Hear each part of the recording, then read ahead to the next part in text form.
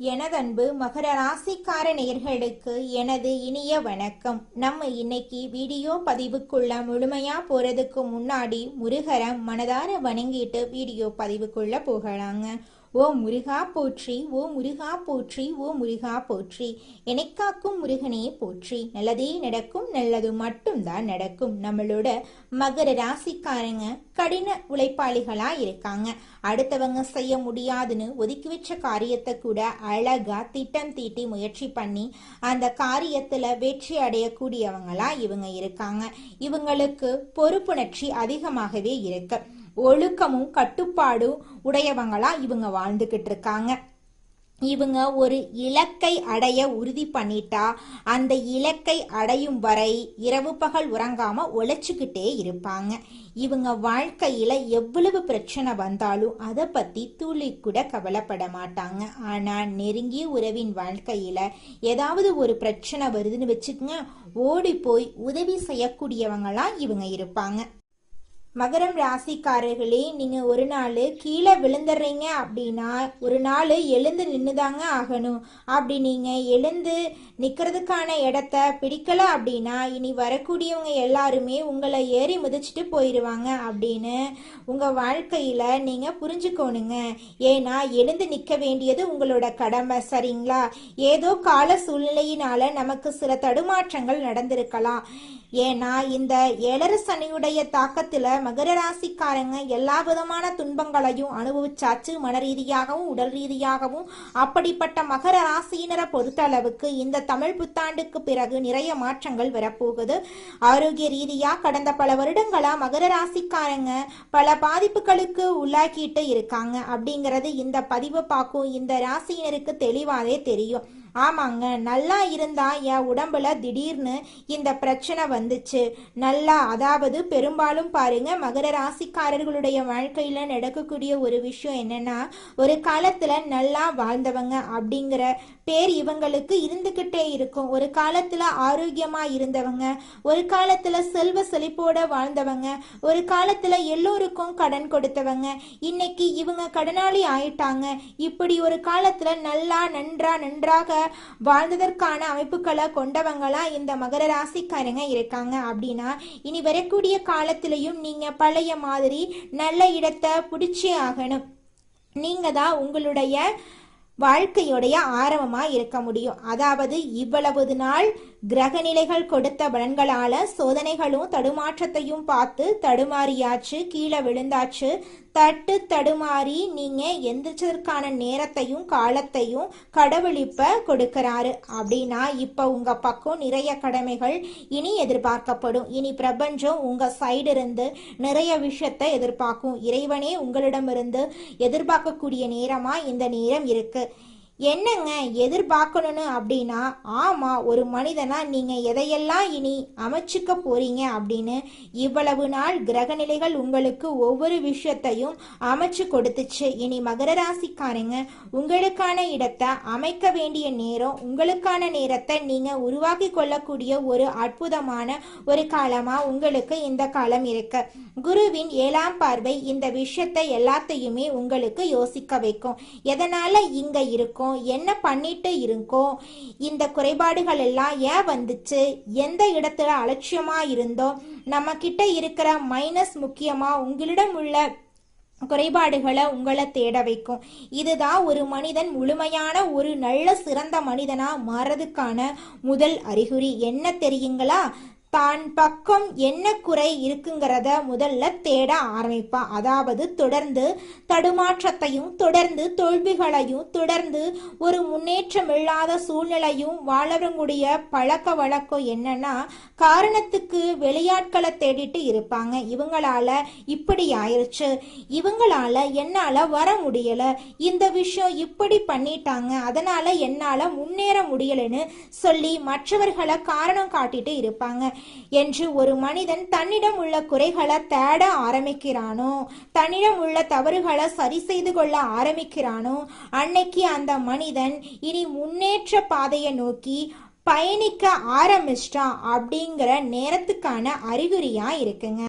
நம்மளுடைய மகர ராசிக்காரங்களை பொறுத்தளவுக்கு இந்த நேரத்துல இந்த அறிகுறிகள் உங்களுக்கு தென்படுது அப்படின்னாவே ஆமாங்க, இப்ப நான் என்ன அட்வைஸ் பண்ணிட்டு இருக்கேன் கொஞ்ச நாளா, நான் முதல்ல இங்க வெளியில இருக்கவங்க கிட்ட எல்லாம் ஏன் இந்த நேரத்துல நான் சொல்றேன்னா, ஐயா மகர ராசிக்கார நண்பர்களே, நான் உண்மையிலுமே சொல்றேன், கடந்த பல வருடங்களா நீங்க மனிதர்கள் ரீதியா, உறவுகள் ரீதியா, நண்பர்கள் ரீதியா ஒரு உண்மையை தெரிஞ்சிருப்பீங்க. ஒரு உண்மையை உங்களுக்கு இந்த காலத்தை கடந்த காலம் உங்களுக்கு ஒரு உண்மையை உணர்த்திருச்சு.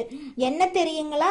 யாரையும் மாற்ற முடியாது, திருத்த முடியாது. இதை மகர ராசிக்காரங்க உணர்ந்திருப்பீங்க. ஆனா காலம் உங்களுக்கு சரியான ஒரு உண்மையை புரிய வச்சிருச்சுன்னு அர்த்தம். ஆமா, இந்த இடத்துல பல வருடங்களா மகர ராசிக்காரங்க பலரையும் நம்பி எங்கெங்க நீங்க ஏமாந்தீங்க, எங்கெங்க உங்களை நம்ப வச்சு ஏமாத்துனாங்க, மன ரீதியா கஷ்டத்தை கொடுத்தாங்க, மன அழுத்தத்தை கொடுத்தாங்க அப்படிங்கிறது எல்லாமே மகர ராசிக்காரர்களுக்கு அவர்களுடைய தனிப்பட்ட வாழ்க்கைக்குள்ள போய் பார்க்கும்போது அவரவர் வாழ்க்கையில் இருக்கக்கூடிய பிரச்சனைகள் அவரவர்களுக்கு தெரியும். அதுல துளி கூட மாற்றமே கிடையாது. உங்களுடைய வாழ்க்கையில் இருக்கக்கூடிய அனைத்து பிரச்சனைகளுக்கும் தீர்வு கிடைக்க போகுது. காலம் எல்லாத்துக்குமே பதில் சொல்லுங்க. நீங்க யாருக்கும் பதில் சொல்லணும் அப்படிங்கிற அவசியம் கிடையாது. நிச்சயமா உங்க வாழ்க்கையில நல்லது நடக்குங்க. மகரம் ராசிக்காரர்களே, காலம் யாருக்கும் ஃபேவரபிளா போகாது. யார்கிட்டையும் பணம் வாங்கிட்டு அவங்களுக்கு ஏத்த மாதிரியெல்லாம் பேசாது. காலம் பணக்காரனா கோடீஸ்வரனா இருந்தாலும் சரி, ரோட்ல வந்து சாப்பாட்டுக்கே வழி இல்லாம கிடக்கக்கூடிய நபர்களா இருந்தாலும் சரி, எல்லோருக்கும் சரியான ஒரு தீர்ப்பை சொல்வதுதான் இந்த காலம்தான். அப்ப மகர ராசிக்காரர்களுக்கு கடந்த கால நிகழ்வுகள் உங்களுக்கு ஒரு உண்மையை நிலை நிறுத்திருச்சு. என்னன்னா, எல்லா மனிதர்களும் எப்படிங்கிறத காட்டி இருக்கும். இப்போ அதற்கான அந்த காட்டின அந்த அனுபவங்கள் இப்போ மகர ராசிக்காரர்களுக்கு இந்த சிந்தனையை உருவாக்கி இருக்கு. என்னன்னா, சரி இனி யாரையும் எதுவும் பேசி ஒன்னும் நம்ம அவங்க கிட்ட எதிர்பார்த்து ஒன்னும் நடக்க போறதில்ல. இனி நம்மிடம் இருந்து மாற்றத்தை என்ன கொண்டு வரணும். ஏன்னா உங்களை நம்பி இருக்கக்கூடிய ஒரே ஒரு விஷயம் உங்களுடைய எண்ணங்களும் சிந்தனைகளும் பழக்க வழக்கங்களும் மட்டும்தான். இது மட்டும்தான் சாத்தியமாகும். இந்த ஒரு விஷயம்தான் உலகத்துல, இந்த வாழ்க்கையில உங்களுக்கு சாத்தியம். என்னன்னா, உங்ககிட்ட மட்டும்தான் நீங்க மாற்றத்தை கொண்டு வரதுக்கான முயற்சிகளை எடுக்க முடியும், அதை சக்சஸ் பண்ண முடியும். ஆனா இங்க வெளியில இருக்கக்கூடிய நபர்களிடம் நீங்க என்னதான் தலைகீழா நின்று பேசினாலும் அதை புரிஞ்சுக்கிறவங்க ஒரு சிலர் தான். பெரும்பாலானோர் தெரிஞ்சும் தெரியாத மாதிரி நடிப்பாங்க, காதுல விழுந்தும் விழாத மாதிரி நடிப்பாங்க, பார்த்தும் பார்க்காத மாதிரி போவாங்க. இப்படிப்பட்ட நபர்களிடையே மகர ராசிக்காரங்க எங்க இருக்கீங்க, யார் கூட பழகிறீங்க, எதை பேசிங்கிறீங்க, ரொம்ப கவனமா இருங்க. வேண்டிய காலமா இந்த காலம் இருக்கு, கொஞ்சம் கவனமா இருந்துக்கோங்க. எல்லார்கிட்டையும் கவனமா நடந்துக்கோங்க. ஒவ்வொரு மகர ராசிக்காரர்களுக்கும் நான் சொல்லக்கூடிய விஷயம் ஒண்ணுதான். நீங்க ஒவ்வொரு நாளும் அனுபவிச்சுட்டு இருக்கக்கூடிய ஒவ்வொரு நல்லதும் கெட்டதையும் ஒரு காலத்துல அதை உருவாக்குனதே நீங்களாதான் இருப்பீங்க. இதுதான் உங்க வாழ்க்கையில இருக்கக்கூடிய கசப்பான உண்மை. அதை நினைச்சு மகர ராசிக்காரங்க, ஆமாப்பா நீங்க சொன்னது கரெக்டு தான், இந்த நேரத்துல இதை நான் பண்ணனாலதான் இதை நான் அனுபவிச்சுட்டு இருக்க காரணமா இருக்கு, அந்த காலத்துல நான் தான் இதை தேடி போயிட்டேன், நான் தான் இந்த விஷயத்த நான் பண்ணிட்டேன், நான் தான் இதற்கு காரணம் ஆயிட்டேன்னு ஏதாவது ஒரு இடத்துல ஒரு குறிப்பிட்ட பர்ஸ்டேஜ் உங்களுடைய பங்கு நிச்சயமா இருக்கும் இந்த மகர ராசிக்காரர்களுக்கு. அப்படிப்பட்ட நபர்களுக்கு ஏங்க இந்த நேரத்துல தன்னை பற்றிய சிந்தனை அதிகமாகுதுன்னு கேட்டீங்கன்னா, அதுதான் அந்த குருவுடைய பார்வை உங்களுக்கு அந்த உங்களை பத்தின விஷயத்த அனலைஸ் பண்ண வைக்கும். சரி, வெளியில ஒவ்வொன்றும் தேடி தேடி ஏமாறாத, இனி நம்ம கிட்ட ஒரு ஏமாறாத ஒரு இடம் எதுனா கேட்டீங்கன்னா உங்க மனசாட்சி தான். உங்களை நம்பின விஷயங்கள் மட்டும்தான் உங்களை ஏமாத்தாது.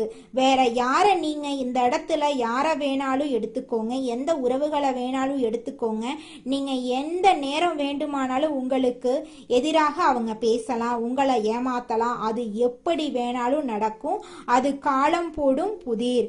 அந்த புதிரை புரிஞ்சுக்கிட்டா உங்களால வாழ்க்கையில நிச்சயமா வெற்றி அடைய முடியுங்க. அதுல துளி கூட மாற்றமே கிடையாதுங்க.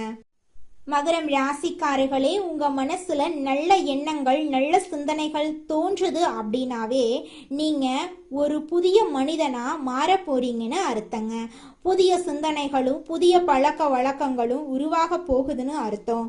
குரு பகவானுடைய பார்வை உங்களுக்கு இனிதான் வந்து அந்த மங்களாக இருந்த அந்த கண்ணாடியை தொடச்சிட்டு பார்த்தா எப்படி கிளீனா தெரியும், அந்த மாதிரி வாழ்க்கைக்கான தெளிவான ஒரு கண்ணோட்டத்தை இனி உங்களுக்கு உருவாக்க இருக்கு. இதை நீங்க சரியாக இந்த காலகட்டத்தில் பயன்படுத்தினா உங்களால நிச்சயமா வாழ்க்கையில முன்னேற முடியுங்க. அதுல துளி கூட மாற்றமே கிடையாதுங்க. நீங்க எல்லா ஜோதிட ரீதியான சேனலையும் பார்த்துக்கிட்டு இருக்கீங்க. ஆனா ஒரு மனிதானா இதையெல்லாம் ஏன் பார்க்குறோம், ஏன் தேடுறோன்னா அந்த நல்ல மாற்றம் வந்துடாதா, இவங்க மூலமா ஏதாவது ஒரு நல்ல செய்தி வந்துடாதா, இவங்க சொல்லக்கூடிய வழிமுறை ஏதாவது கை கொடுத்துடாதா அப்படின்னு சொல்லி ஒவ்வொரு மனிதனிடமும் உள்ள அந்த தேடலும் எதிர்பார்ப்பும் தான் இன்னைக்கு பல விஷயங்களை நோக்கி பயணிக்க வைக்குது. ஆனா இதுல ஒரு நல்லதும் இருக்கு, கவனிக்க வேண்டிய ஒரு கெட்டதும் இருக்கு. என்னன்னா ஐயா, நீங்க பயணிக்கக்கூடிய தேடக்கூடிய விஷயங்கள் சரியான இடத்துல அமைஞ்சிருச்சு அப்படின்னா அந்த நல்லதை முழுமையாக நீங்க பெற்று விடுவீங்க. இந்த உலகத்துல இந்த காலகட்டத்துல நாம தேடி செல்லக்கூடிய அனைத்தும் முழுமையான நல்லதா இருக்கிறதா அப்படின்னு கேட்டீங்கன்னா நிச்சயமா அது கேள்விக்குறியாதாங்க இருக்கு. சரிங்களா? அப்பத்தான் அதனாலதான் நான் ஒவ்வொரு பதிவிலையும் ஒரு முக்கியமான ஒரு உண்மையை சொல்றேன் ஐயா.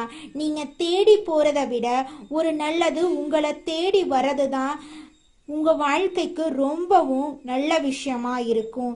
ஏன்னா இங்க நாம தேடி போகக்கூடிய ஒவ்வொரு இடத்துலையும் எது உண்மை எது பொய்ன்னு நம்மளால கண்காணிக்க முடியாது. தெரிஞ்சுக்கங்க.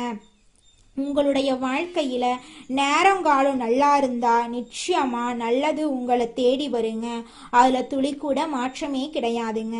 குலதெய்வம் எங்கேயோ இருக்குது, என்னமோ இருக்குது அப்படிலாம் நீங்க நினைக்க வேண்டாங்க.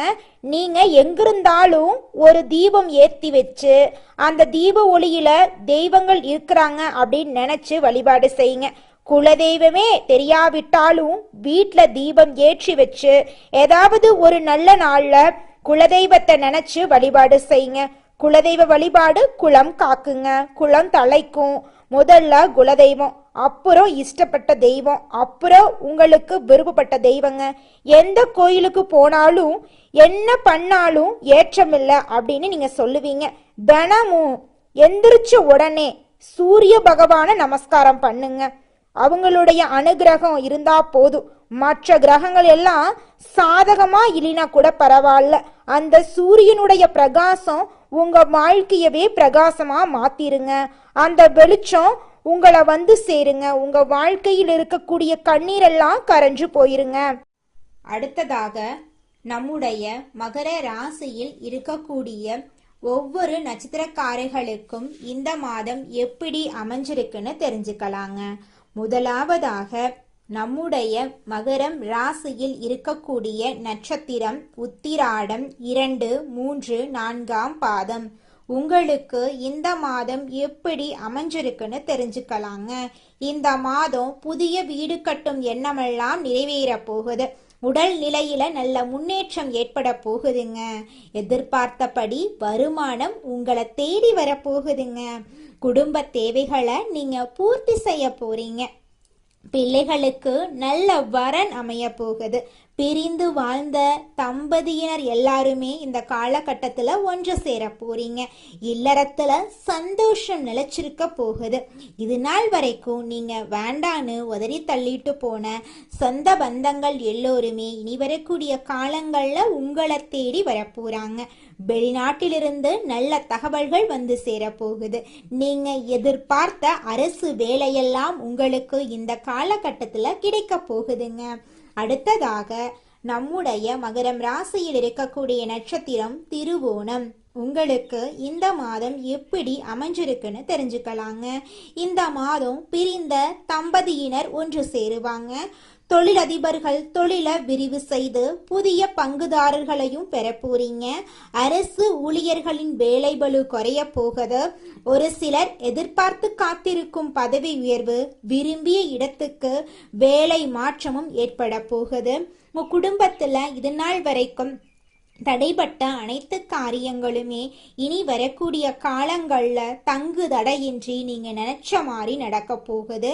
உங்களுடைய ஆசைகளும் கனவுகளும் நிறைவேற போகுதுங்க.